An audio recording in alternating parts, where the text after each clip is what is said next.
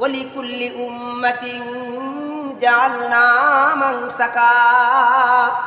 আল্লাহ বলেন আমি প্রত্যেকটা জাতিকেই এই কুরবানির বিধান দিয়েছিলাম। যেমন ভাবে আমি তোমাদের উপর কুরবানির বিধান দিয়েছি, তোমাদেরকে যেমন কুরবানির বিধান দিয়েছি, শুধু তোমাদেরকে এই কুরবানির বিধান দিয়েছি এমন নয়, বরং আমি প্রত্যেক যুগেই এই কুরবানির বিধান রেখেছিলাম। আল্লাহ বলেন ওয়ালিকুল্লি উম্মাতিন জাআলনা মানসাকা, আমি প্রত্যেক জাতির জন্য এই কুরবানির বিধান রেখেছি। সূরা মায়েদা এর ২৭ নং আয়াতে আল্লাহ তাআলা বলেন ওয়াতলু আলাইহিম নাবা ইবনাই আদম বিল হক। নবী হে, আপনি হাবিল এবং কাবিল আদমের দুই সন্তানের ঘটনা যথাযথ বর্ণনা করুন।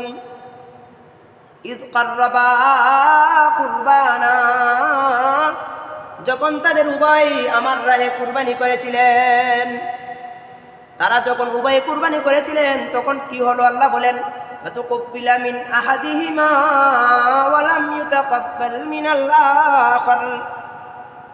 উভয়ের মধ্য থেকে একজনের কুরবানি গ্রহণ করা হয়েছিল, অপরজনের কুরবানি গ্রহণ করা হয় নাই।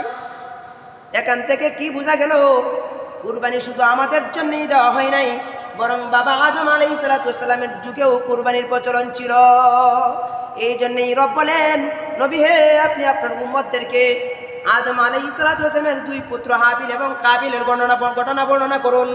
যখন তাদের উভয় কুরবানি করেছিলেন, মূলত মুদ্রা কথা হলো আল্লাহ যা বুঝাইতে চেয়েছেন, শুনো বানো বান্দা শুনো, আমি আদম আলাইহিস সালামের যুগেও কুরবানির বিধান দিয়েছিলাম, তারা উভয়ে কুরবানি করেছিলেন, আমি তাদের একজনের কুরবানি কবুল করেছিলাম, অপরজনের কুরবানি কবুল করি নাই। কেন কুরবানি কবুল করেছেন, কেন কুরবানি কবুল করেন, তাও এই আয়াতে উল্লেখ করে দিয়েছেন।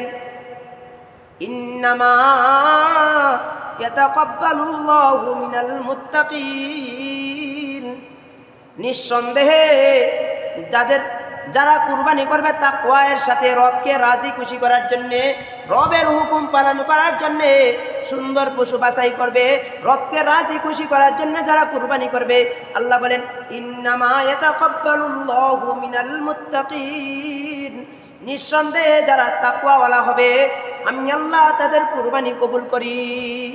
আল্লাহ তাআলা তাকওয়াওয়ালা যারা হবেন তাদের কুরবানি কবুল করবেন। তো আমরাও যদি তাকওয়ার সাথে রবকে রাজি খুশি করার জন্য যদি কুরবানি করি, আশা করা যায়